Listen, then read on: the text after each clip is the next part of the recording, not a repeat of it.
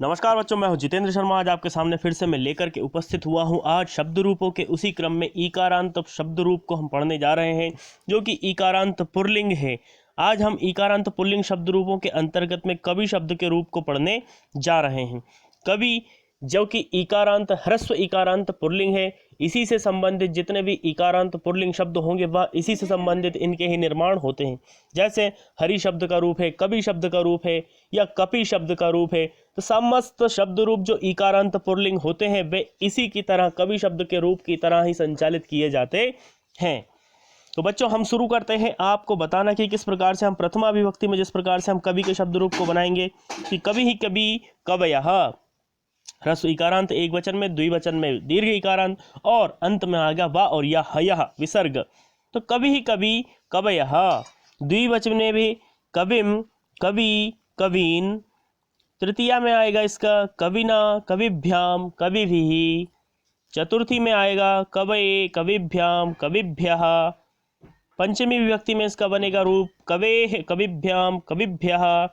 आपको ध्यान रखना है कि जहां हम मध्यम पुरुष की द्विवचन की जब हम बात करेंगे तृतीया चतुर्थी और पंचमी में, तो वहां पर दीर्घ इकारांत नहीं आएगा, वहां पर ह्रस्व इकारांत का रूप बनता है और वह कविभ्याम की तरह रूप बनता है।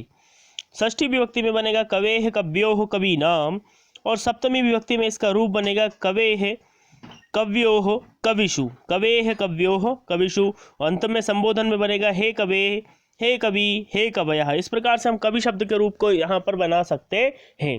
तो बच्चों, मैं आपको एक और शब्द रूप इसकी तरह से ही बना के बताता हूँ। जैसे हरि का शब्द रूप है, हरि शब्द रूप जो है वह भी ह्रस्व इकारांत होता है, इसलिए हम इसी की तरह एक बार और आपको जिस प्रकार से कवि का शब्द रूप बना है उसी प्रकार से हरि का शब्द रूप भी बनता है। तो आप उसको ध्यान से सुनिएगा और उसको अपने विचारधाराओं में लेकर के आने का प्रयास कीजिएगा। जैसे हरि हरि हरयः, प्रथमा एक वचन में बनेगा हरि हरि हरयः, फिर द्वितीया में बनेगा हरि हरिम हरि हरीन, तृतीया में बनेगा हरिणा हरिभ्याम हरिभिः, चतुर्थी हरये हरिभ्याम हरिभ्यः, पंचमी में हरेः हरिभ्याम हरिभ्यः, षष्ठी में हरेः हरियोः हरीनाम, सप्तमी विभक्ति में बनेगा हरौ हरियोः हरिषु और संबोधन में बनेगा अंत में हे हरे हे हरि हे हरयः।